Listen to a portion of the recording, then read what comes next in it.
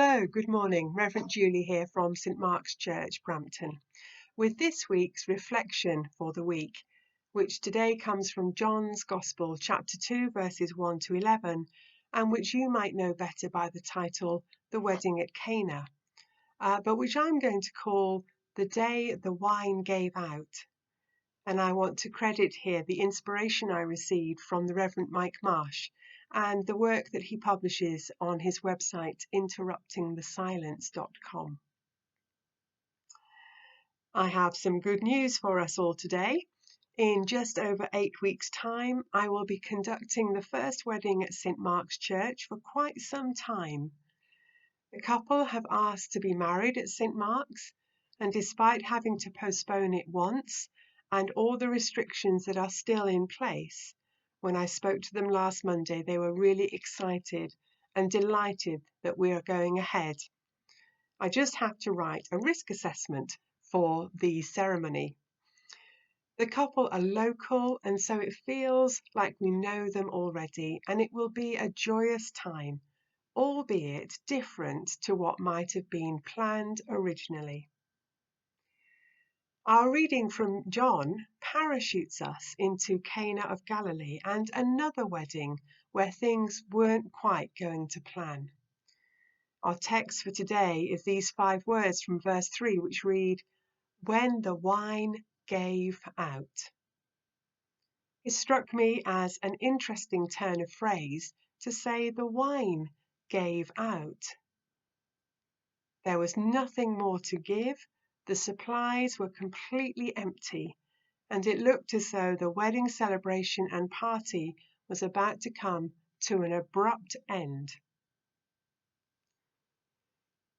I wonder if I asked you to describe a day in your life when the wine gave out, what story you would share of times in your life when it was suddenly emptied and felt as though it had completely dried up.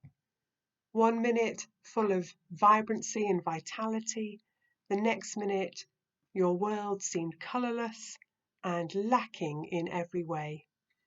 Many of us would describe those sorts of days as a disaster or an embarrassment or a failure, a huge loss. Those thoughts would have been going through the minds of those at the wedding in Cana, because we, like them, found that we cannot replenish the wine from our own resources, and any thoughts of being able to be self-sufficient quickly found to be an illusion. But the day the wine gave out at this wedding in Cana was in fact a good day. It was the day of good things, the day of the beginning of something new, the day of a miracle.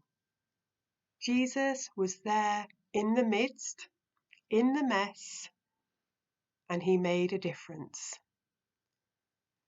This story now asks us to forget the wine and concentrate on the people, the human condition. And for us to recognize that as humans, we are recipients of life, not the creators of life. We were never intended nor expected to live by our own resources.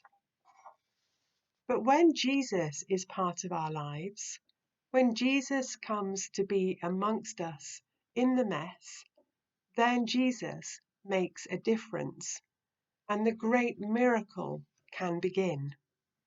As soon as we say, "The wine of my life gave out," then there is room for us to turn to Jesus and for a miracle to follow.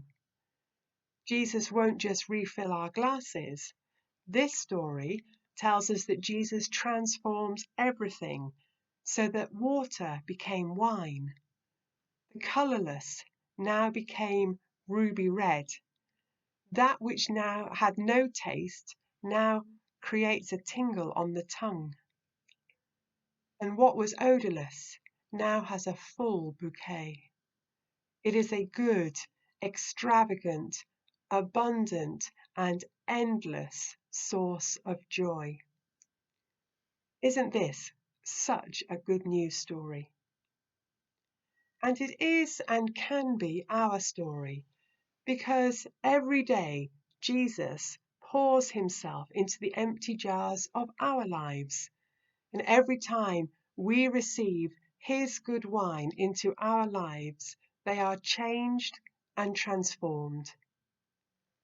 How? I cannot say.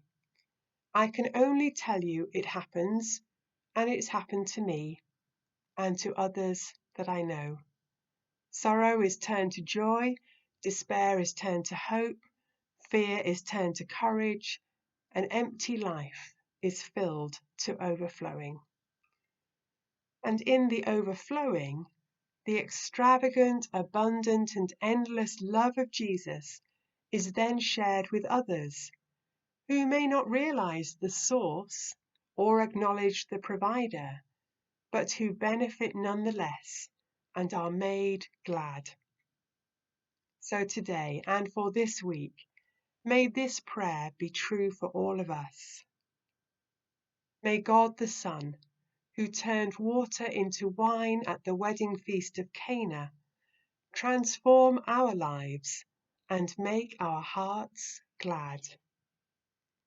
Amen.